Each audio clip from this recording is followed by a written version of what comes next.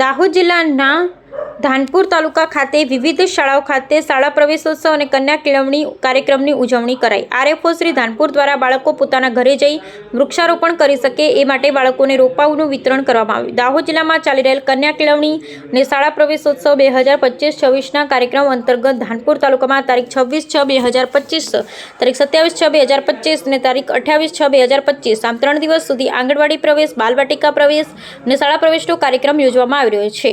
જે નિમિત્તે ધાનપુર તાલુકાના દુધામણી મુખ્ય પ્રાથમિક શાળામાં વન વિભાગ, ધાનપુરના આરએફઓ શ્રી, ધાનપુર તાલુકા પ્રમુખ શ્રી, દુધામણી ગામના સરપંચ, આઈસીડીએસ શાખાના સીડીપીઓ શ્રી, તાલુકા પંચાયતના સભ્ય તથા શાળાના આચાર્ય શ્રી સહિત અન્ય મહાનુભાવ ઉપસ્થિતિ હેઠળ આંગણવાડી અને શાળા પ્રવેશનો કાર્યક્રમ કરવામાં આવ્યો હતો।